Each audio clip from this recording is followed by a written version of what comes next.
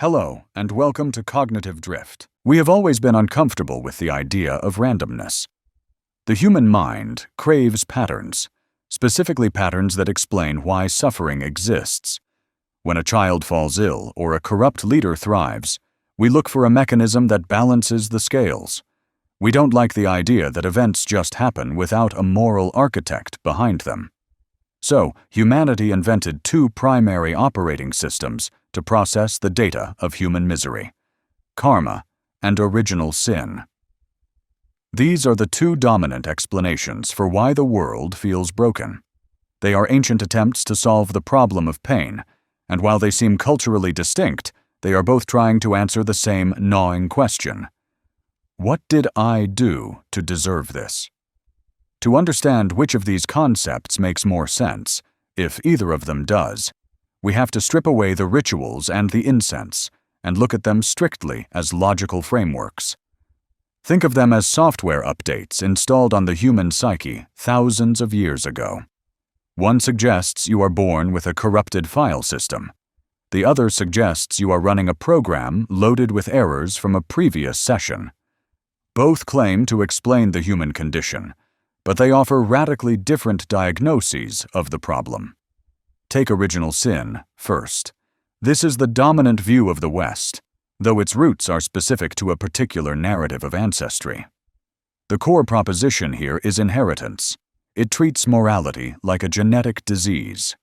The logic dictates that because the first humans failed a test of obedience, every subsequent human is born in a state of default guilt. It is a vertical transfer of liability. In a legal sense, this is baffling. We generally do not accept that a child should go to prison for a crime their great-grandfather committed.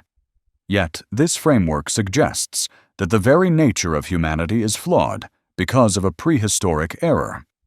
There is something psychologically convenient about this. If you are broken by default, then your failures aren't entirely surprising. It lowers the bar. It explains the universal tendency toward selfishness, aggression, and greed, not as evolutionary survival traits, but as a spiritual defect. It tells you that you are not effectively a blank slate, but a slate that has already been scribbled on. However, the logic cracks when you apply it to the concept of justice. If the system is designed so that you cannot help but sin, punishing you for it becomes a paradox. It is like breaking a bird's wing and then blaming it for not flying. Now pivot to karma. This is often presented as the more scientific or logical option by people who aren't deeply religious. It feels like physics. Newton's third law applied to ethics. For every action, there is an equal and opposite reaction. It appeals to our sense of fairness because it removes the need for a judge. There is no angry deity in the sky deciding to strike you with lightning. There is only the energy you put out returning to you. It sounds elegant. It sounds essentially self-regulating. But when you dig into the mechanics of karma, specifically how it explains suffering in the present moment, it requires a massive assumption to make the math work. It requires the existence of past lives. Without reincarnation, karma is easily disproven by a 5-minute glance at the news. We see terrible people living in luxury and kind people suffering in poverty every day. If this is the only life we have, karma is demonstrably false. So, for the system to make sense, the debt must be transferred from a previous existence that you have no memory of. This brings us to a critical distinction. Original sin says you are guilty because of someone else. Karma says you are guilty because of yourself, but a version of yourself you cannot recall. In terms of sense, karma offers a closed loop. It solves the problem of, why is this baby born sick, by claiming the baby was a tyrant in a past century. It explains inequality perfectly. The billionaire deserves their jet, and the beggar deserves their hunger. It is a perfect justification for the status quo. And that is exactly where it becomes sociologically dangerous. While original sin is depressing because it claims we are universally bad, karma can be insidious because it claims the victim is always the culprit. If you see someone suffering under a karmic worldview, you are logically forced to conclude they earned it. It acts as a moral anesthetic. You don't need to feel quite as much outrage at injustice if you believe the universe is simply settling a score. In this way, karma makes sense internally, but it conflicts violently with our empathy. It turns the universe into a cold, bureaucratic accountant that never makes a mistake. Let's look at the evidence for either mechanism. Original sin relies on a historical event, the eating of a fruit, the disobedience of a primal couple. We know from anthropology and evolutionary biology that the human population didn't start with two people in a garden. We emerged from a slow, gradual process of evolution within a group. There was no single moment where sin entered the bloodstream. We have aggressive traits because our ancestors needed to fight to survive. We have greedy traits because resources were scarce. We don't need a metaphysical curse to explain why humans act like animals. We act like animals because we are animals.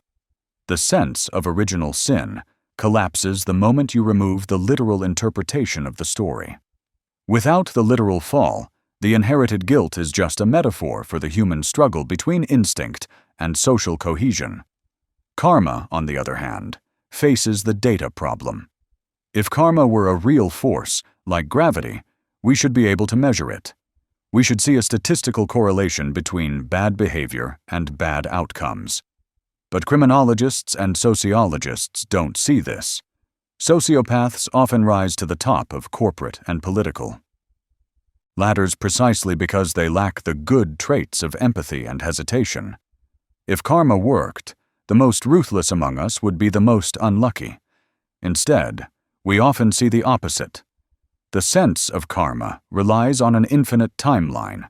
It says, just wait, they'll get theirs in the next life. That is not a verified mechanic. That is a postponement of proof. It is interesting to note how both systems function as tools of social control, just using different levers. Original sin controls you through shame.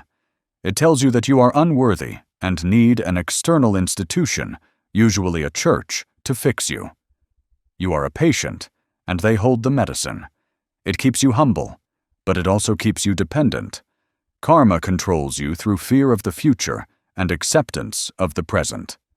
It tells you to stay in your lane, do your duty, and accept your lot in life so you can upgrade in the next round. It stabilizes society by validating the hierarchy. When we ask which makes more sense, we are really asking which one aligns better with our observations of reality. Original sin correctly identifies that human nature is flawed. We are not naturally altruistic saints. We are deeply conflicted creatures. But it misidentifies the cause. It blames a spiritual crime rather than biological programming. Karma correctly identifies that actions have consequences. If you are violent, people will likely be violent back. But it overextends this into a cosmic law that governs weather, disease, and birth. It tries to force the chaos of nature into a moral framework. Consider the psychological weight of these systems on an individual. Under original sin, you are fighting a battle you didn't start. There is a tragic nobility to it, but also a profound fatalism. You are scrubbing a stain that is part of the fabric. Under karma, you are on a treadmill. You are constantly managing a credit score that determines your metaphysical worth. It generates a tremendous amount of anxiety. Every action is a transaction. You aren't doing good just to do good. You are doing good to avoid a penalty. There is a concept in psychology called the just world hypothesis. It is the cognitive bias that assumes a person's actions are inherently inclined to bring morally fair and fitting consequences to that person. Both karma and original sin are massive cultural elaborations of this bias. We are terrified of the alternative, that the universe is indifferent, that a child can get cancer for no reason other than a genetic mutation, that a dictator can live to 90 and die peacefully in his sleep. That is the reality we actually see.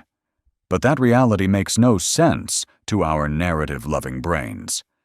So we overlay these scripts. If we force ourselves to choose which is more coherent, karma has a slight edge in terms of internal logic, but only if you grant its massive, unproven premises. If you accept reincarnation, karma is a perfect, closed, mathematical system. Input equals output. It explains everything without needing a temperamental god to intervene. Original sin is messier. It requires a god who creates a creature, knows it will fail, lets it fail, and then punishes its descendants for thousands of years, until he decides to offer a loophole. That feels less like a system of justice and more like an abusive relationship. However, original sin aligns slightly better with the material reality of inequality, being unfair.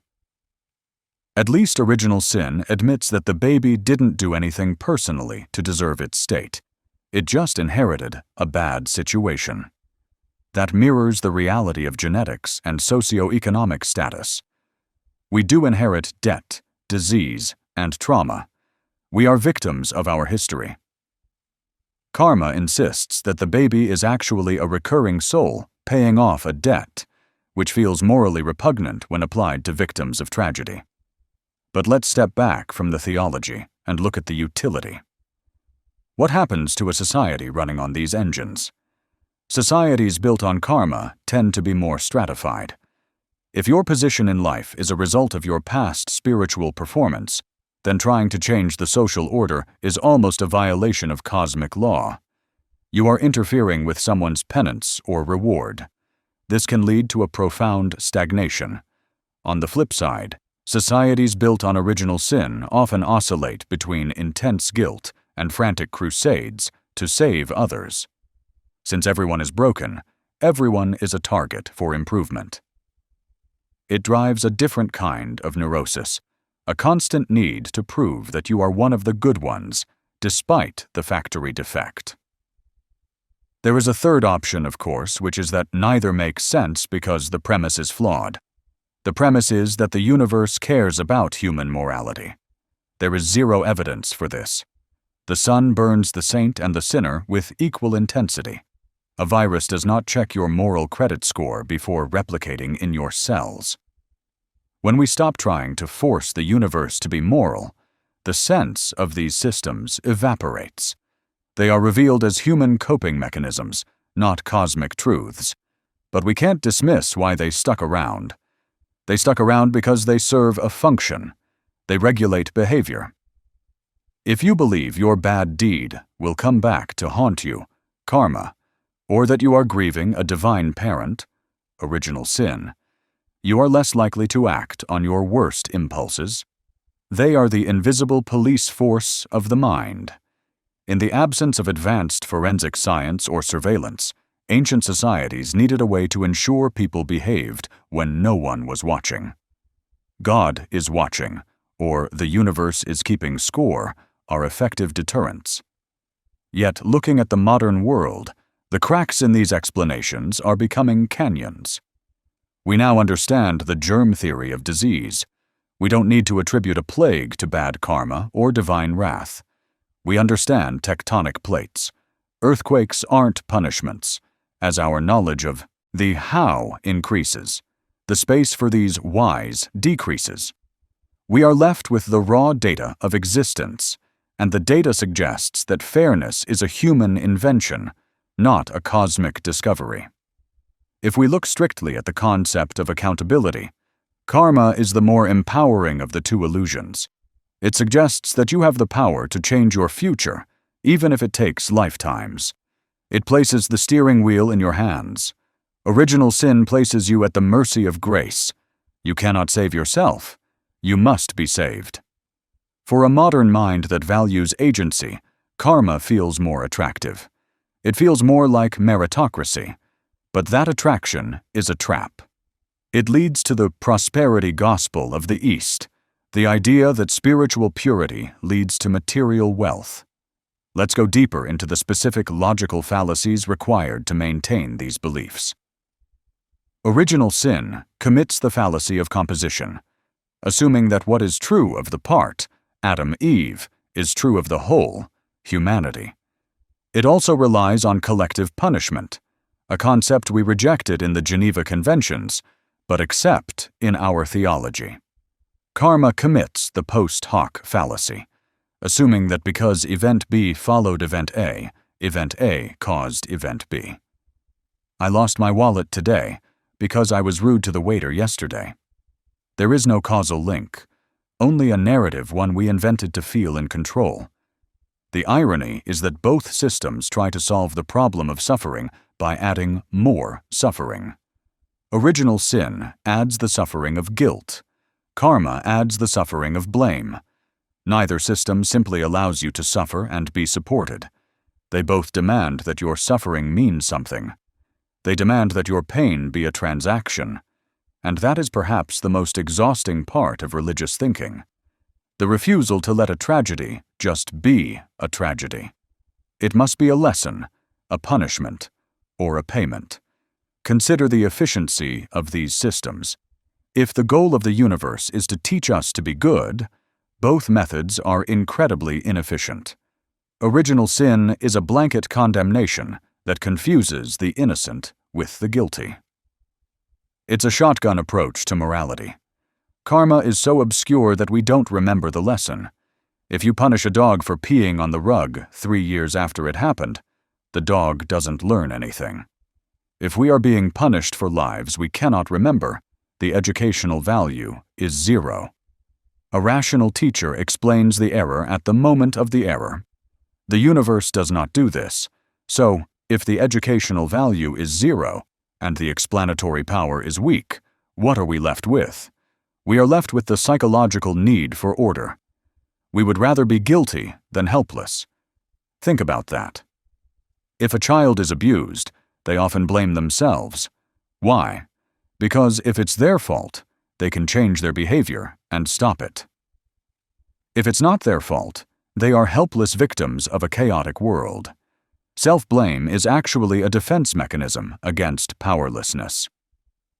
Original sin and karma are essentially formalized versions of this childhood defense mechanism. We accept the blame for the state of the world because it implies we have some control over it.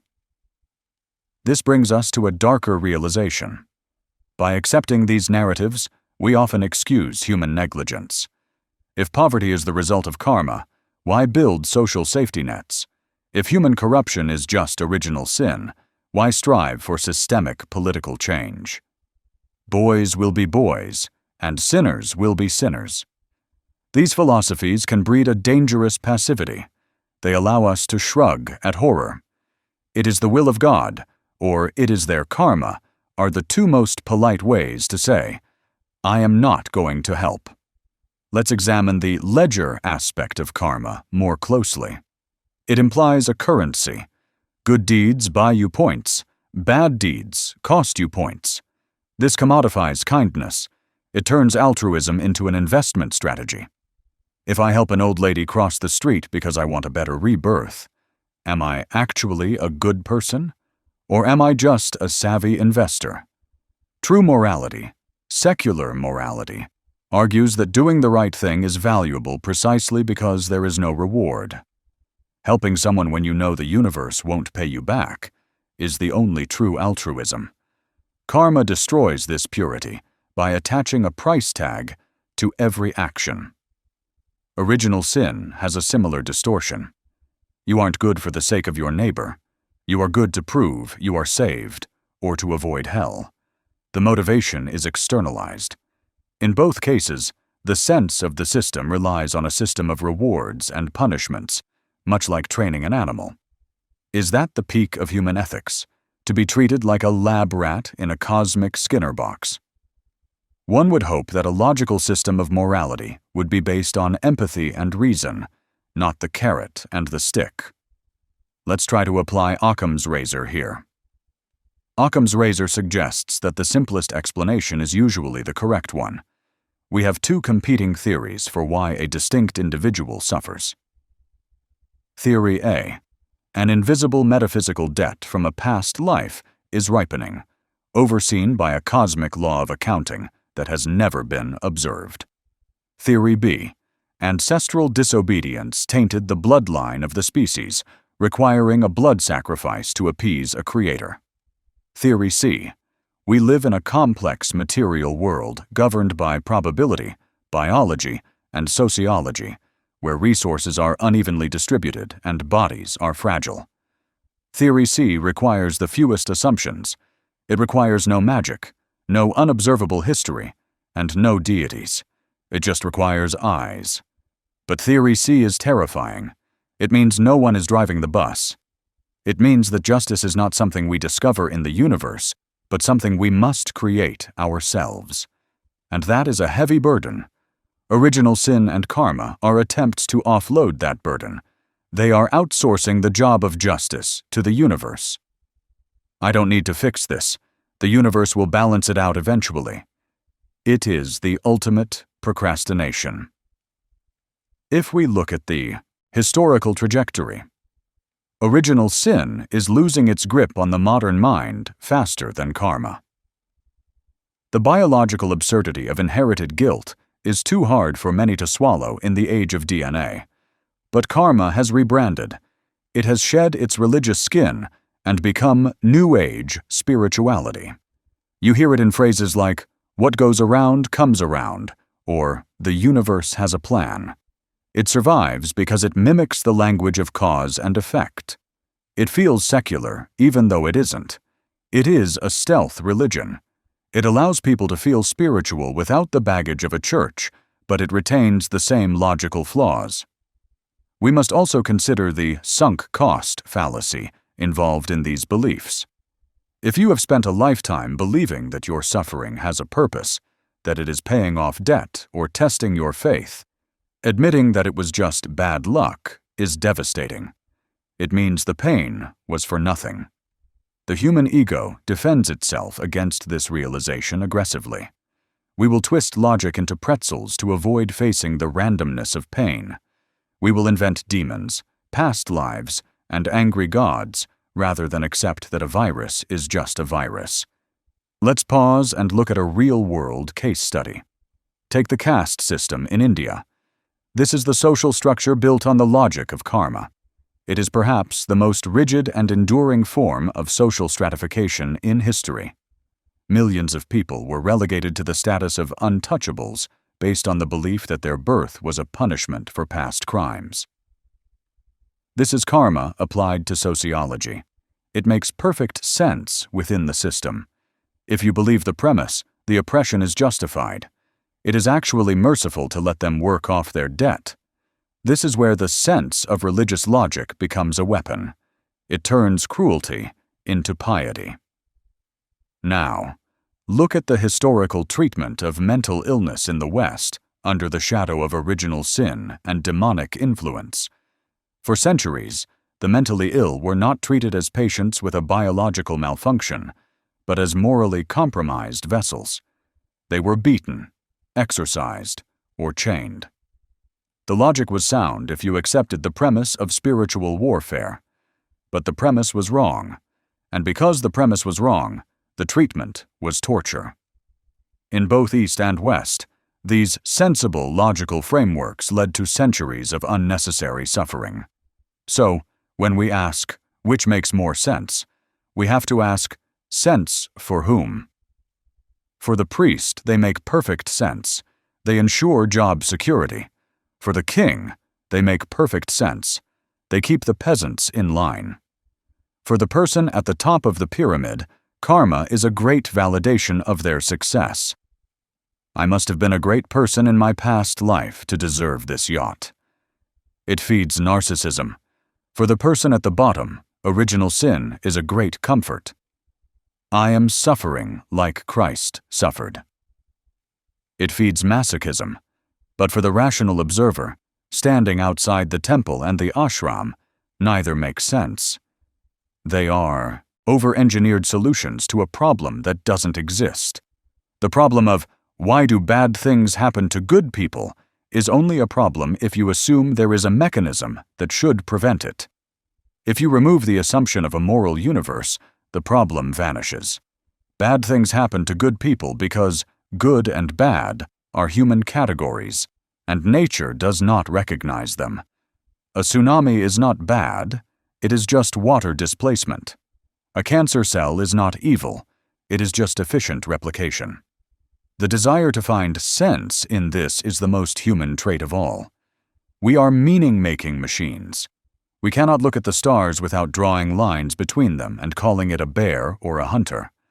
Karma and original sin are just constellations we drew over the chaos of human history. We connected the dots of tragedy and triumph and convinced ourselves there was a picture there. But the stars don't know they are part of a bear, and the events of our lives don't know they are part of a moral curriculum. They are just events.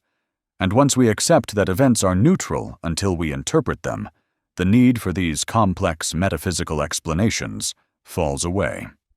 We are left with the freedom to define our own meaning rather than inheriting a script written by Bronze Age philosophers who didn't know where the sun went at night.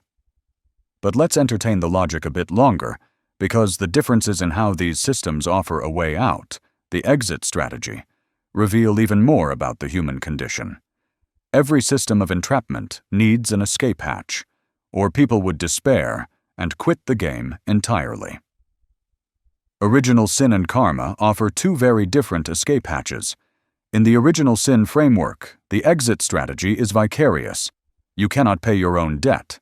The debt is infinite, because the offense was against an infinite being. So, you need a cosigner. You need a savior. The logic here is essentially, you broke it, but he bought it. This creates a psychology of profound gratitude, but also profound helplessness. It tells you that your moral effort, on its own, is worthless. Filthy rags, as the old texts say.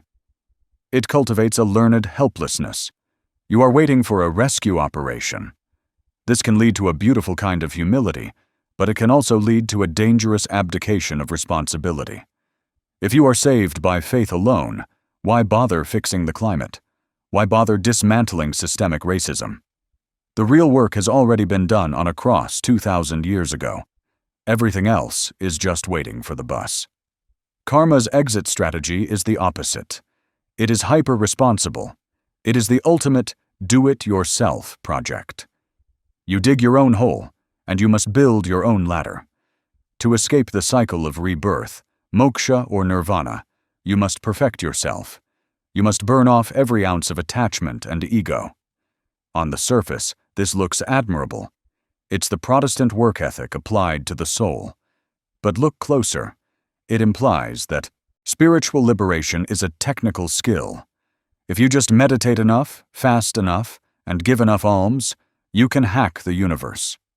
It turns enlightenment into an athletic achievement. And like any high-stakes sport, it creates a massive population of losers who feel inadequate because they haven't won spiritual freedom yet. This brings us to the concept of forgiveness. Does the universe forgive? In the karmic model, the answer is a hard no. Karma is not a person, it is a law. Gravity doesn't forgive you for falling off a cliff, and karma doesn't forgive you for being cruel. You must face the consequence. There is no mercy in physics. This makes the world feel incredibly cold. There is no room for a second chance that you haven't earned. If you messed up, you pay. Period. Original sin, paradoxically, allows for irrational mercy. Because the system is personal, run by a God figure, rules can be bent. The judge can decide to let you go. This appeals to our desire for parental love. We want to believe that if we just say, "I'm sorry," earnestly enough, the consequences will vanish. But this introduces a new problem: capriciousness. Why is one person forgiven and healed, while another prays just as hard and dies? The sense of the system breaks down into favoritism. It turns the cosmos into a court of kings, where flattery and loyalty matter more than justice. Now consider how these systems handle the lottery of birth. This is perhaps the single biggest logical hurdle for any worldview. Why is one child born in a war zone to starving parents, and another born in a safe suburb to loving ones? Secular logic says, randomness and socio-political history. Original sin says, it doesn't matter, because both are equally spiritually damned and equally savable. The material circumstances are irrelevant backdrop. The spiritual drama is the only thing that counts. This is a massive cop-out. It dismisses the reality of suffering by claiming it's just temporary scenery. Karma says, the child in the war zone is finishing a sentence from a previous life. They are where they belong. I want you to really sit with that. To make karma make sense, you have to look at a victim of genocide and say, at a cosmic level, this is justice. Tectus. That is the price of the logical consistency of karma. To keep the math balanced, you have to kill your empathy. You have to believe that there are no innocent victims. That is a horrifying price to pay for a sensible worldview. This is where the atheist perspective, or simply the humanist perspective, actually offers the only moral high ground. If we admit that the child in the war zone didn't deserve it, and that their suffering is not a test or a punishment, but simply a tragic failure of human cooperation and blind chance, then we are compelled to act.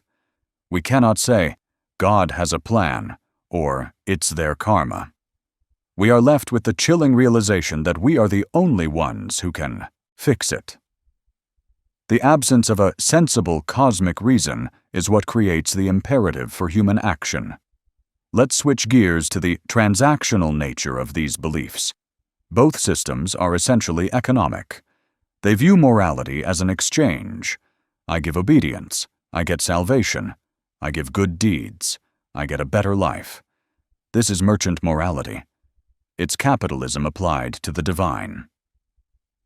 But we know from evolutionary biology that true altruism exists without these calculations. We see vampire bats share blood with hungry non-relatives. We see primates care for the disabled. They aren't worrying about hell or rebirth. They are driven by the biological imperative of empathy and social bonding. When we impose karma or sin onto this natural behavior, we actually degrade it.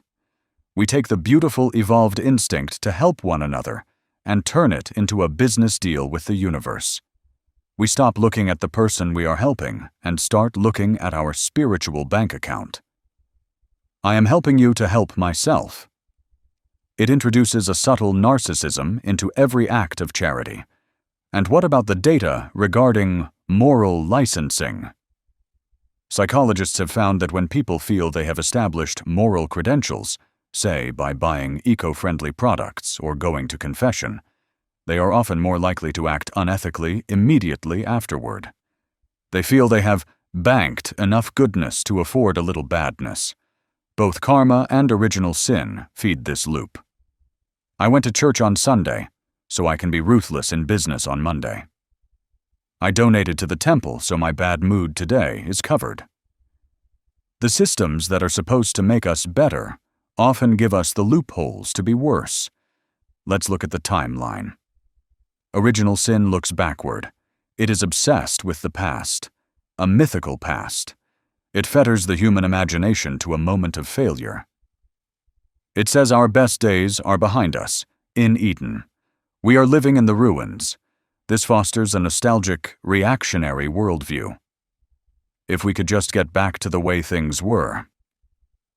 It fights against progress, because progress implies we can move away from the fall, which contradicts the dogma that we are fundamentally broken. Karma looks forward, but to a timeline that is effectively infinite. Maybe in 1,000 lifetimes I will be perfect. This dilutes the urgency of now. If you have 1,000,000 lives, wasting this one isn't such a big deal. It's just a drop in the ocean.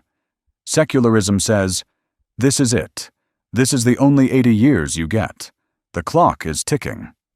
Which perspective makes more sense for motivating someone to cure cancer or end poverty? The one that says we have eternity to work it out, or the one that says we have a deadline? The finitude of life is what gives it value. Scarcity creates worth. If gold were as common as sand, it would be worthless. If life is infinite through reincarnation, or effectively infinite through an eternal afterlife, the value of this specific Tuesday afternoon drops to zero. The atheist view, that this moment is fleeting and unrepeatable, makes every second infinitely precious. It makes sense to cherish the now, because the now is all there is. Furthermore, let's critique the anthropocentrism of both views. Both original sin and karma assume the universe is obsessed with Homo sapiens. Original sin says the entire cosmos was corrupted because one species ate a fruit. It puts humans at the absolute center of universal history. Karma says the universe is a giant machine designed to educate human souls and animals who are often seen as demoted humans. Both views ignore the scale of reality. We live on a dust mote in a galaxy of 100 billion stars, in a universe of 2 trillion galaxies. The idea that the laws of physics are tweaked to punish Bob for stealing a stapler is a level of arrogance that is breathtaking. It is the Truman Show delusion. We think the set was built for us. When we realize the universe is 13.8 billion years old, and we have been here for a blink of an eye, the idea that our moral failings are the engine of the cosmos becomes laughable. It makes no sense spatially or temporally. But why does this matter? Why not just let people believe what brings them comfort? Because beliefs map to actions. If you believe mental illness is a demon, a derivative of sin logic, you call a priest instead of a psychiatrist. If you believe poverty is karmic debt, you might vote against welfare. Ideas have consequences in the physical world. The sense of a belief system is not just an academic debate. It is a matter of public health and policy. Consider the just world fallacy again in the context of victim blaming. In rape trials, we often see the defense invoke a secular version of these myths. What was she wearing? Why was she there? We are desperate to find a reason why the victim is responsible, because if they are responsible, then we, who are good, are safe. Karma and original sin institutionalize this bias. They tell us that if we follow the rules, we are safe. It is a lie. You can follow all the rules and still get hit by a drunk driver. The systems make sense only as a shield against the terror of vulnerability. Let's take a closer look at the original sin narrative's specific obsession with sexuality. Why is the fall so often associated with shame, nakedness, and bodily function? It frames our biological drives as the enemy. It creates a civil war inside the human psyche. The mind, spirit, is good. The body, flesh, is bad. This dualism has caused more psychological neurosis than perhaps any other idea in history. It makes us enemies of our own biology. Does it make sense to hate the vehicle you ride in? To despise the instincts that allow the species to reproduce? Karma, particularly in its Buddhist adaptations, also has a streak of anti-biological thinking. The goal is often to cease existing, to stop the wheel, to extinguish the flame of desire. It views life itself, the messy, hungry, wanting nature of life, as a problem to be solved. Both systems are ultimately life-denying. They view the human condition as a pathology. The secular view posits that being human, with all its hunger, desire, and mortality, is not a sickness. It's just being. We can see this in our anatomy. We are cobbled together by evolution. Our backs hurt because we stood up too recently. Our wisdom teeth don't fit because our jaws shrank. We are walking compromises. Original sin calls this corruption. Karma calls it the burden of the flesh. Science calls it evolutionary baggage. Which explanation is more useful? The one that says you have back pain because Eve sinned, or the one that says you have back pain because your spine was originally designed for a quadruped. The evolutionary explanation gives us physical therapy. The religious explanation gives us prayer. Only one of those actually fixes the back. Let's talk about the data of redemption. We have thousands of years of people praying for forgiveness and thousands of years of people trying to burn off bad karma. Has the world become fundamentally more moral because of these systems? We still have wars, greed, and violence. The software hasn't fixed the hardware. If anything, religious wars have added to the body count. If these systems were effective treatments for the human condition, we should have been cured by now. The fact that we are still taking the same medicine after 5,000 years suggests it might be a placebo. Now, imagine a world where we abandoned both. A world where sin is replaced by error and karma is replaced by consequence. In this world, if you hurt someone, you don't ask God for forgiveness, you ask the person. You don't meditate to clear your cosmic balance, you pay for the damages. This is restorative justice. It is grounded, immediate, and verifiable. It makes sense because it actually addresses the harm done. It repairs the social fabric in real time rather than deferring the paperwork to the afterlife. And what about the guilt? Without original sin, is there still guilt? Of course, guilt is a social emotion. It tells us we damaged a relationship. But without the theology, guilt becomes a signal, not a sentence. It's a check engine light. It says, fix this relationship. It doesn't say, you are fundamentally broken trash. The difference between I did something bad and I am bad is the difference between a healthy mind and a neurotic one. Original sin insists on the latter. Let's not forget the role of authority in these systems. Who gets to interpret your karma or your sin? Usually a class of professional intermediaries, priests, gurus, imams, rabbis. These systems create a power structure where you are not qualified to judge your own standing. You need a spiritual lawyer. This is a brilliant business model.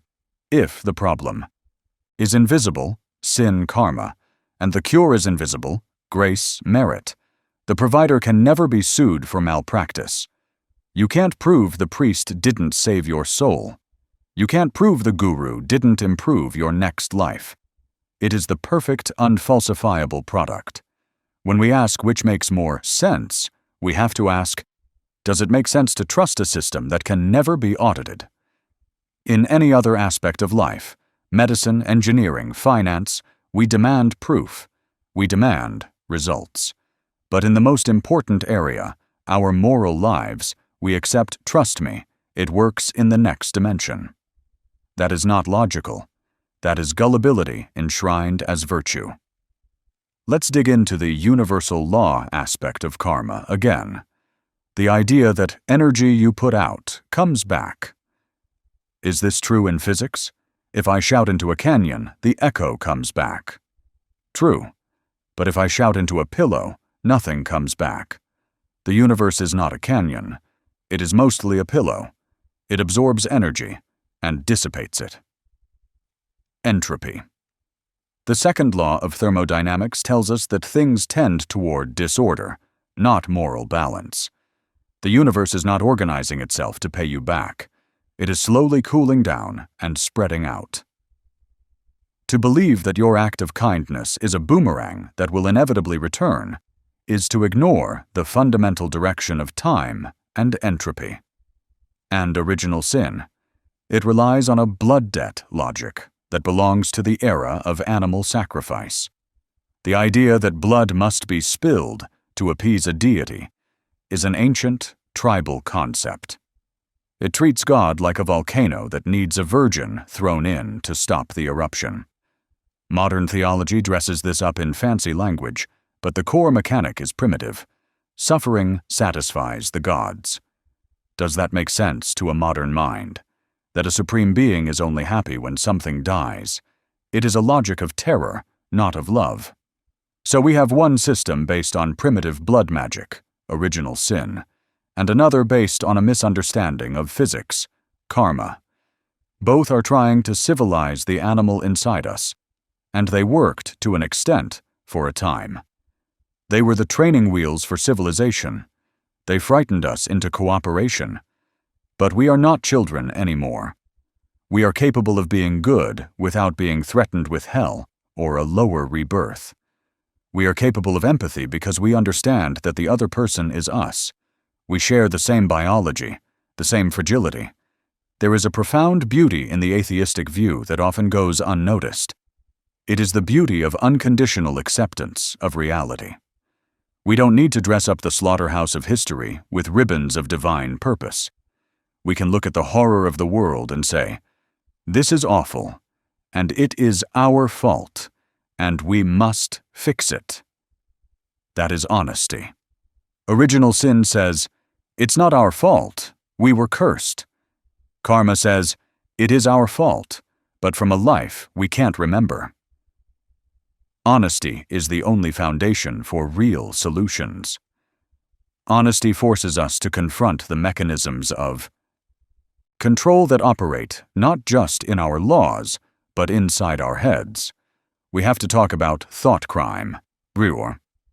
Both karma and original sin don't just police what you do. They police what you think and feel. In the framework of original sin, particularly in its Christian evolution, the sin isn't just the murder, it's the hatred in your heart. It's the lust in your eye.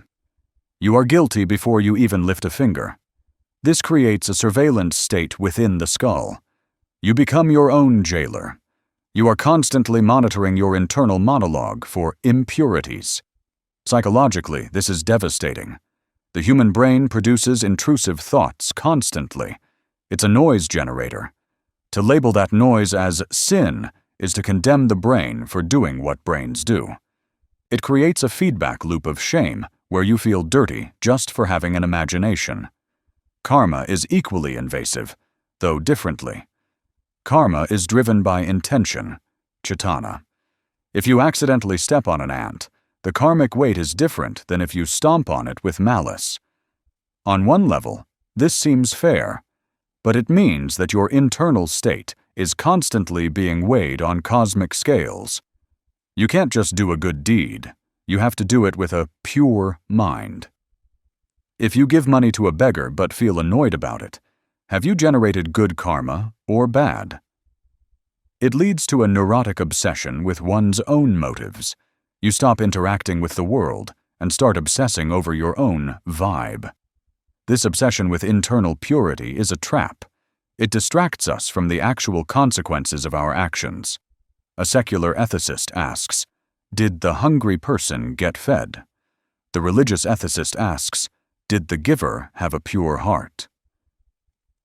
To the hungry person, the giver's heart is irrelevant.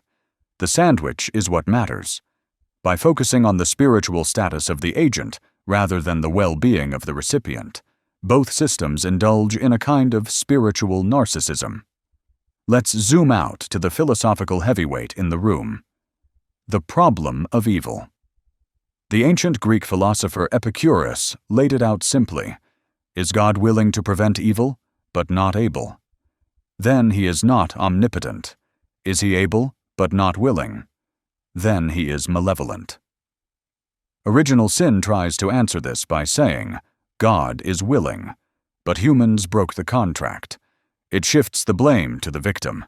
It says the cancer ward exists because Eve wanted an apple. This defends God's power by sacrificing his benevolence.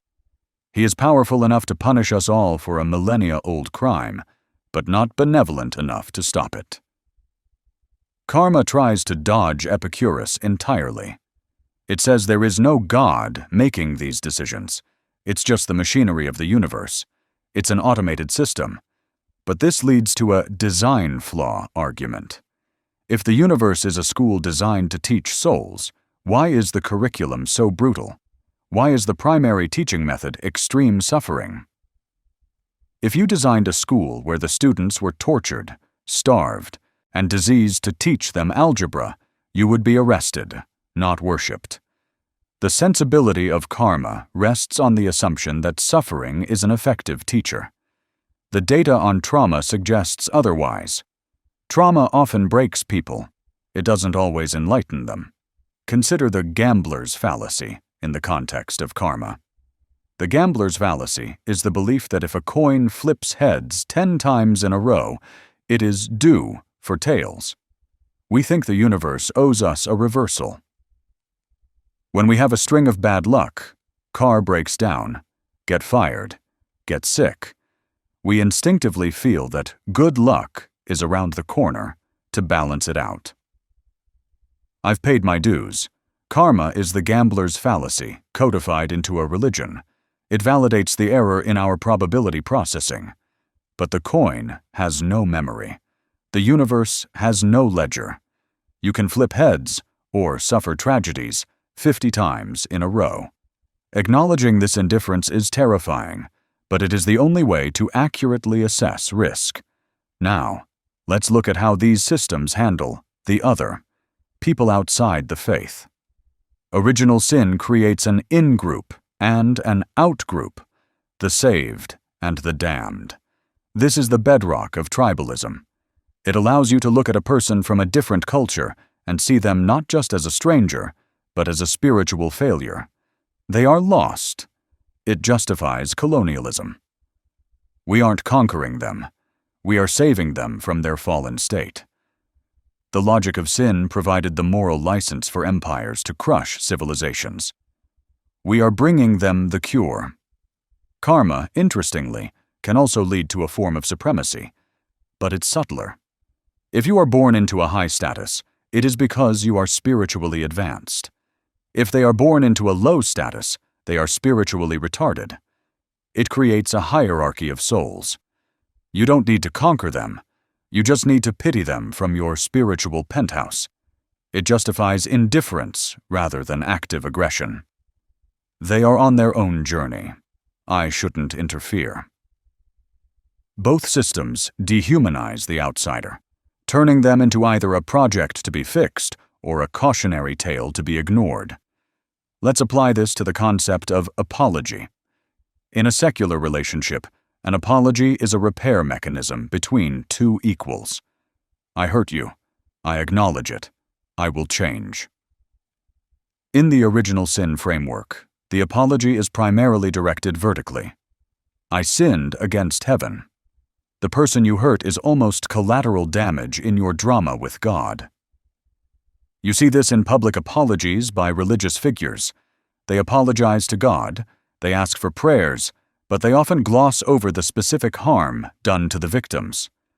The sin is the focus, not the harm. In a karmic framework, the apology is a way to clear your own debt. You are scrubbing your soul. It can become utilitarian. I need to apologize so I don't carry this heavy energy. Again, the focus snaps back to the self. The sense of these systems is always self-referential. Truly secular apology is radical because it is entirely about the other. It is about their pain, not your spiritual standing. What about the end game? Christianity, original sin, offers heaven, a static, eternal state of worship. It is a monarchy where you are a happy subject forever. Buddhism, Hinduism, karma, offers dissolution. The drop returns to the ocean. You cease to be. Neither of these actually makes sense to the human experience of joy. We find joy in struggle, in learning, in novelty, in connection. Eternal worship sounds boring. Eternal non-existence sounds terrifying. The secular view offers no endgame. It offers a legacy. You live on in the memories of those you loved and the work you left behind. It's a modest immortality, but it's the only one that is verifiable.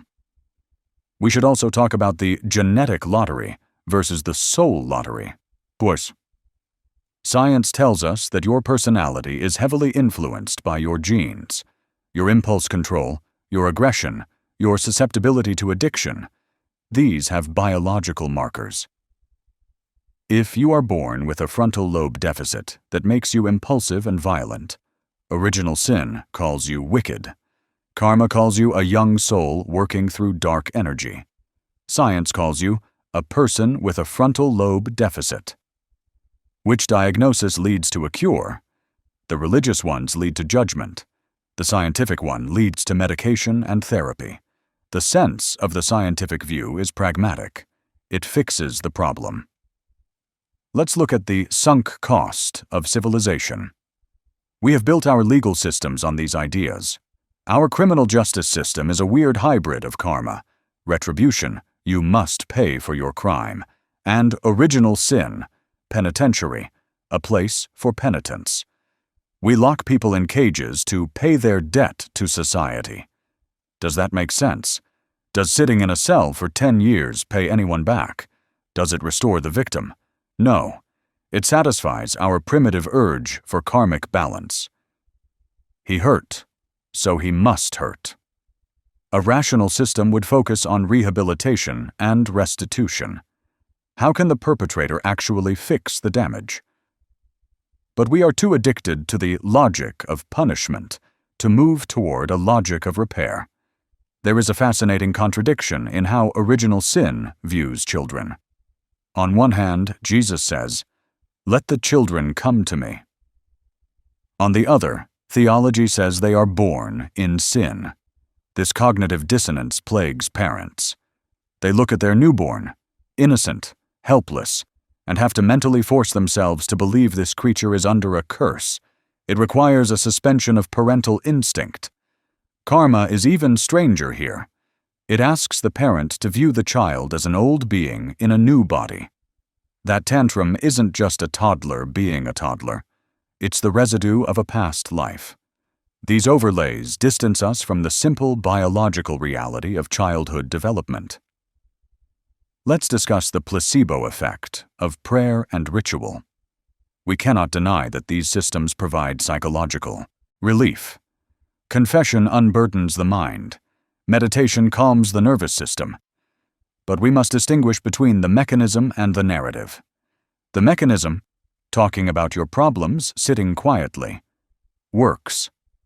The narrative, God forgave you, you burned off karma, is the wrapper. We can keep the mechanism without the wrapper. We have talk therapy, secular confession. We have mindfulness, secular meditation. We can harvest the wheat and throw away the chaff. The sense is in the practice, not the dogma. Consider the God of the gaps argument. Throughout history, God and karma lived in the gaps of our knowledge. We didn't know what caused lightning, so it was Zeus. We didn't know what caused plague, so it was sin. As the gaps close, the gods have less room to live. We now know that mental illness is chemistry, not possession. We know that poverty is systemic, not karmic. The sense of these systems is shrinking. They are being evicted from reality one scientific paper at a time. They are retreating into the vague, the metaphorical, and the unfalsifiable. But why do smart people still believe? This is the crucial question. It's not just about intelligence, it's about emotional logic. Danhu, logic appeals to the cortex. Emotional logic appeals to the limbic system. The idea that my suffering matters is emotionally logical, even if it is factually baseless. We are desperate to be the protagonists of the story. Original sin makes you the protagonist of a cosmic war. Karma makes you the protagonist of a cosmic journey. Atheism makes you an extra in a nature documentary. The ego hates that. It rejects the sense of insignificance in favor of the nonsense of importance. Let's analyze the economics of salvation. In the Middle Ages, the Church literally sold indulgences. You could buy your way out of purgatory, a holding cell for sin. It was a monetization of anxiety. In many Eastern traditions, you donate to the temple to gain merit. The parallels are undeniable.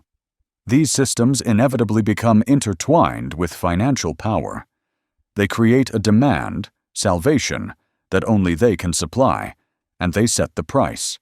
It is the ultimate racketeering operation. Nice soul you have there. Shame if something happened to it. Disds. A rational person looks at the money trail. When the metaphysics always ends up asking for your wallet, you should be suspicious of the physics. Think about the scarcity of goodness in these worldviews. In original sin, goodness is alien to us. It comes from outside, God. We are naturally bad. In karma, goodness is difficult. It is an uphill climb against the gravity of desire. Secular humanism flips this. It argues that goodness is an evolutionary adaptation. We survived because we were good to each other. We are the descendants of the cooperators. Goodness is not a foreign import. It is our factory setting. We are social apes who like to hug. When we realize that goodness is natural, it becomes less of a duty and more of an expression of who we are. There is a powerful argument regarding the silence of God. In a world of original sin, God's silence during the Holocaust or a tsunami is deafening. It requires complex theological gymnastics to explain. He moves in mysterious ways. In a world of karma, the silence is expected. The machine doesn't speak. In an atheistic world, the silence is exactly what we predict. There is no one there to speak. The data fits the model perfectly. The sense of atheism is that it requires zero apologies for the universe. The universe behaves exactly as a godless system would behave: chaotic, indifferent, beautiful, and deadly. Let's touch on fatalism versus determinism. Karma is often accused of fatalism. It was meant to be. Atheism is often accused of determinism. Physics dictates your actions. They sound similar, but the distinction is vital. Fatalism says the outcome is fixed, regardless of your struggle. Determinism says your struggle is part of the causal chain that produces the outcome. Atheism allows for change. If we change the inputs, education, nutrition, laws, we change the outputs. We are not trapped by a spiritual decree. We are surfing a wave of cause and effect that we can learn to navigate. We can't stop the wave, but we can steer the board. Karma says the wave is the judgment. What about the sanctity of life? Religious systems claim to own this concept. Only God gives life, so only God can take it. But look at the history. Religions have been very comfortable taking life when it suits the dogma. Crusades, Inquisition, sectarian violence. The secular view holds life sacred because it is rare. Because it is improbable. Every human being is a statistical miracle, a specific combination of DNA that will never happen again. When you kill a person, you are destroying a unique library of experience that can never be recovered. That is a tragedy based on loss, not based on violating a rule book. The secular argument for the sanctity of life is based on scarcity, which is an economic reality we all understand. Let's look at the afterlife as a procrastination tool. If you believe in original sin, heaven, you might view the earth as a temporary holding pen. Why save the rainforest if the world is going to end in judgment anyway? If you believe in karma, like reincarnation, you might view the earth as a recurring stage set. It will be here next time. Both views devalue the ecosystem. They treat the planet as a disposable cup. The atheistic view is that this is the only home we have. There is no planet B, and there is no heaven C. This creates an intense, rational conservationism. We have to keep the life support system running, because there is nowhere else to go. Which makes more sense for the survival of the species. And consider the wisdom of the ancients fallacy. We often assume that because an idea is old, Vedas, Bible, it must be wise. But those same ancients believed the earth was flat, that slavery was natural, and that sickness was demonic. Why do we trust their sociology if we don't trust their geography? Karma and original sin are Bronze Age answers to Iron Age questions. We don't use Bronze Age medicine. We don't use Bronze Age engineering. Why are we still using Bronze Age morality? It is time to upgrade the operating system. Let's dive into the specific mechanics of transference. In Christianity, how does the sin of Adam get into the baby? Is it in the sperm, the blood, the spirit? It's never defined. It's magic. In karma, how does the debt transfer from a dying man in 1920 to a baby born in 2020? Is there a server in the clouds storing the data? How does the soul find the right body to match the debt? The logistics are a nightmare. They require a level of complexity that is absurd. Occam's razor slashes through this. There is no transfer. The baby is new. The debt is a fiction we invented to explain why the baby is poor. The baby is poor because of economics, not metaphysics. This brings us to the compassion gap. If you believe people get what they deserve, karma, your compassion is checked by logic. I shouldn't help too much, or I interfere with their lesson.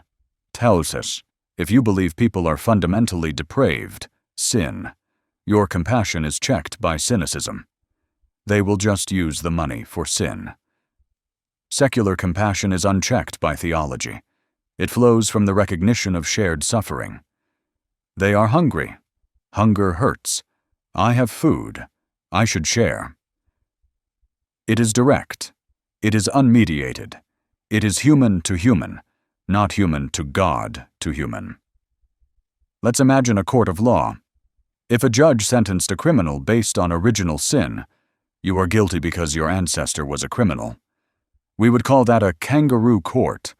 If a judge sentenced a criminal based on karma, I'm doubling your sentence because you clearly got away with something in a past life.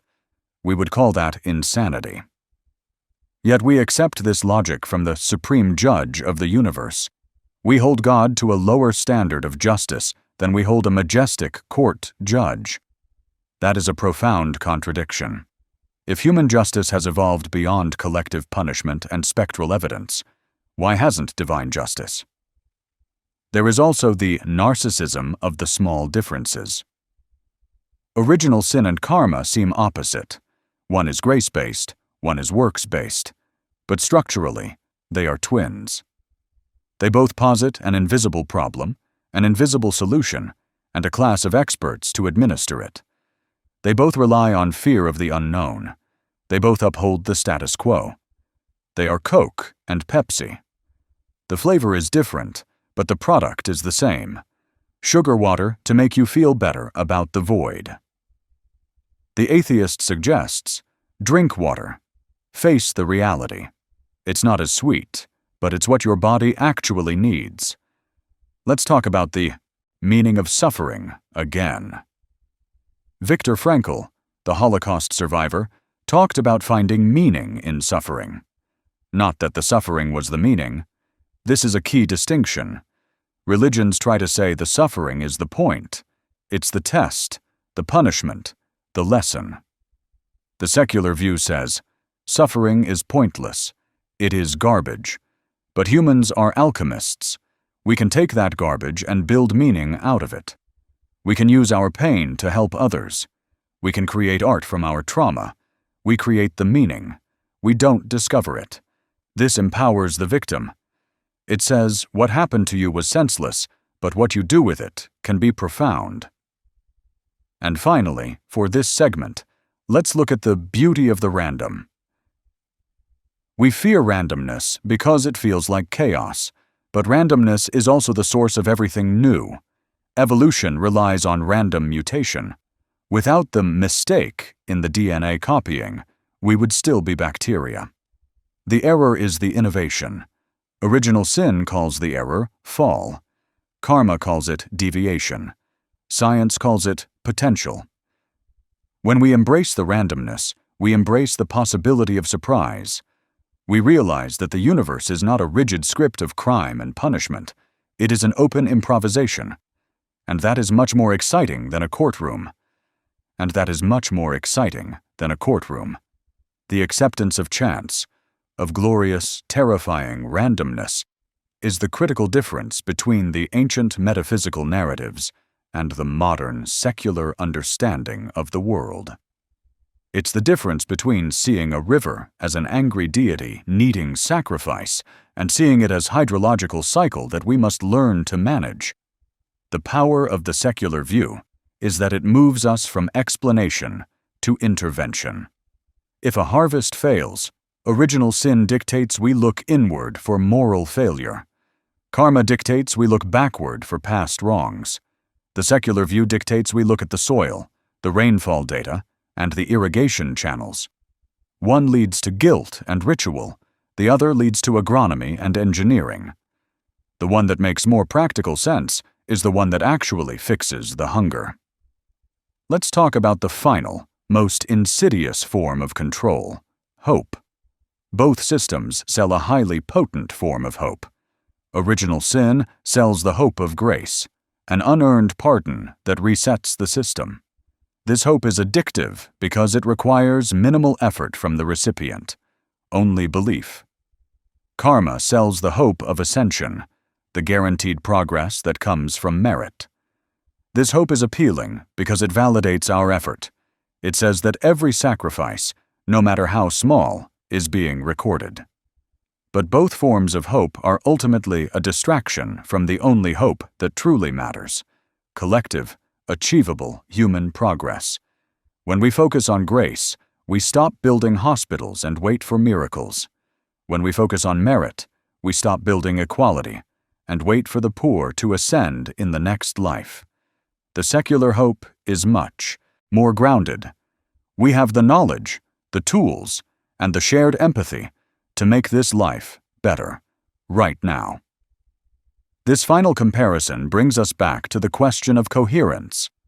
Which story holds together best under scrutiny? Original sin is incoherent because its core premise, a single historical point of failure that imparts universal guilt, contradicts fundamental biological and anthropological facts. It demands that an omnipotent, benevolent being designed a system that guaranteed its own failure and subsequent everlasting torture for the participants. That is the logic of a sadist, not a supreme being. Karma is internally consistent if you grant the premise of infinite rebirth and a perfectly functioning cosmic accounting system. But it fails spectacularly when applied to observed reality. It doesn't correlate with justice in this life, and it relies on unfalsifiable transactions in lives we can't remember. It is coherent only in the realm of pure mathematics, not in the realm of human experience, biology, or statistical probability. The only framework that coheres with the observable universe is the one that admits its lack of moral structure. The world is amoral. Fairness is not a feature, it is a goal we set for ourselves. The human condition is defined by vulnerability and interdependence, not divine punishment or spiritual debt. When we replace original sin with the reality of evolutionary baggage, our inherited instincts toward tribalism and self-preservation, we stop feeling guilty about being human and start learning to manage those flaws. We realize that the tendency towards sin is just the tendency of an ape to look out for itself, and that society is the ingenious method we invented to suppress that instinct for the collective good. When we replace karma with the reality of cause and effect, not cosmic debt, but physical law, we stop obsessing over our spiritual score and start focusing on the actual consequences of our actions on our communities. We stop asking, "What does this mean for my soul?" and start asking, "What does this mean for my neighbor?" The abandonment of these ancient scaffolds is not a descent into chaos. It is an act of intellectual liberation. It frees up an enormous amount of mental energy that was once spent calculating spiritual debt, seeking forgiveness, and worrying about the invisible judgment of others. That energy can now be redirected toward solving real problems: poverty, disease, environmental collapse, problems that don't need priests or gurus, but engineers, doctors, and compassionate citizens. To conclude, if you are looking for a system that provides psychological comfort, validates your misery, and guarantees a cosmic supervisor is watching, then karma and original sin are highly effective mechanisms. But if you are looking for a framework that aligns with physics, biology, sociology, and a genuine unburdened commitment to human flourishing, then neither concept makes any rational sense at all. The most profound realization is that our moral capacity, our ability to distinguish right from wrong, to sacrifice for a stranger, and to build institutions of justice, didn't come down from a mountain. It bubbled up from the mud. It is one of the most beautiful, improbable outcomes of 4 billion years of evolution. Our ethics are not a failed inheritance or a grueling debt. They are our greatest achievement. And that is the only story we truly need to live by.